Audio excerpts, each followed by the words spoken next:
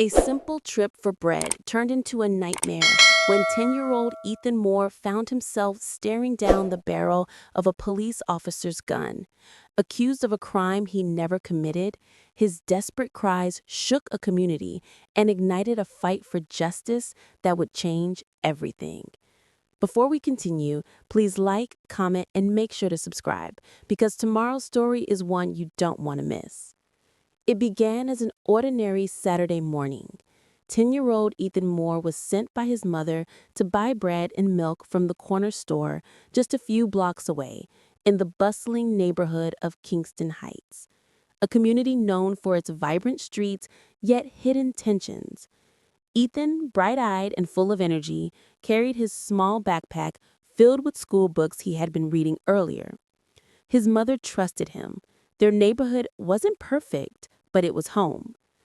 As Ethan walked back with the groceries, humming a tune, he never noticed the suspicious eyes of Officer Richard Hayes, a patrol cop with a history of aggressive stops in the area.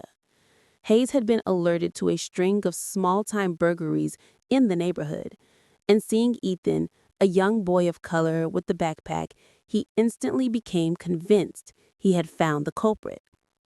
"Hey you, stop right there," Officer Hayes shouted, slamming his car door and reaching for his holster. Ethan froze, clutching his bag tightly. Fear swept over him. He had heard stories of encounters like this, stories his mother begged him to avoid by staying respectful. But Officer Hayes wasn't listening. He saw Ethan's hesitation as defiance. With one hand on his gun, he demanded Ethan drop his bag. Ethan complied immediately, but as the bag hit the ground, the milk carton inside burst, spilling across the pavement. Hayes misinterpreted the splash as a sign that Ethan had been hiding something. "Hands up!" the officer barked. Ethan raised his trembling hands, his voice shaking with panic. "I wasn't stealing, I swear!" he cried. His voice cracked under the weight of his fear. Neighbors began to gather, murmuring and pulling out their phones. The tension was palpable, and that's when the situation began to spiral out of control. Hayes lunged forward, shoving Ethan against the hood of a nearby parked car, accusing him of resisting. The groceries scattered, adding fuel to the false narrative of guilt. The scene escalated quickly, too quickly. Miles away, Ethan's mother, Charlotte Moore, felt a sudden cold chill run down her spine. Her mother's instinct kicked in, the feeling that something was wrong. She rushed to the door, but when a neighbor came running, yelling that Ethan was in trouble, she didn't hesitate. She sprinted out, barefoot, her heart pounding in her chest. The crowd was growing as Ethan's cries echoed louder. His small body trembled under the firm grip of Officer Hayes, the barrel of his gun now inches from his face. "Stop resisting," Hayes barked, though Ethan was frozen with terror, his cheeks wet with tears. Blood stained his shirt from a scrape on his arm when Hayes had shoved him to the ground. But the officer saw none of this, only what his bias wanted to see: a criminal. At that moment, a black SUV screeched to a halt on the corner of Kingston Heights. Out stepped Adrian Clark, an FBI investigator who had been following a different case in the area. What he stumbled upon instead was a nightmare. His eyes widened when he saw a child being held at gunpoint. "Hayes, what the hell are you doing?" Adrian shouted, sprinting toward them. But Hayes, drunk on his own pride and power, ignored Adrian. "This kid's been running these streets. He's the one," Hayes sneered. "I've got probable cause."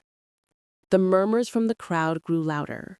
Phones raised higher, capturing every moment, ensuring that no one could turn away from the injustice unfolding. Ethan's cries filled the air, louder and more desperate. "Please, sir, I didn't do anything. I was just getting groceries for my mom."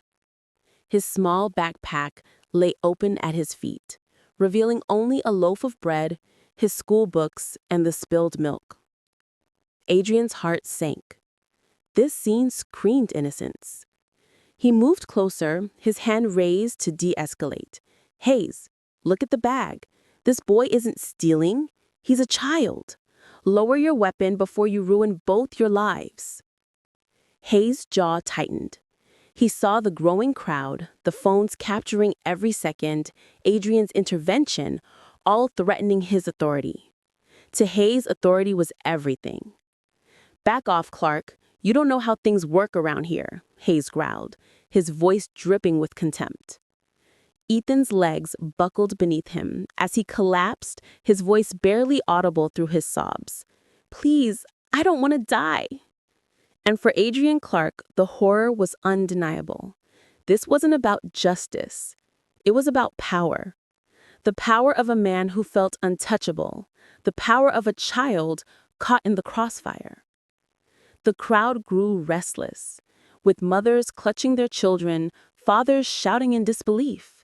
Young people kept their phones fixed on the unfolding scene. The weight of the moment pressed down on everyone. Adrian's instincts screamed at him to act. "Hayes, enough," Adrian commanded, his voice cutting through the rising tension. "You're about to make the biggest mistake of your career. Put the gun down." But Hayes' pride was louder than reason. "Step back, Clark. These kids, they're dangerous. One wrong move and he'll run." "I wasn't stealing, I swear," Ethan sobbed, his voice cracking. Adrian's frustration boiled over. He moved, his instincts pushing him to intervene before it was too late. He lunged, knocking Hayes' arm up as the shot rang out, the bullet fired harmlessly into the air. The gun clattered to the ground as Adrian wrestled Hayes to the pavement. Ethan collapsed fully onto the ground, his body shaking violently. The crowd erupted in cries of justice. Phones were still streaming live, hashtags spreading across social media. Justice had arrived in the form of witness and witness alone. It wasn't over.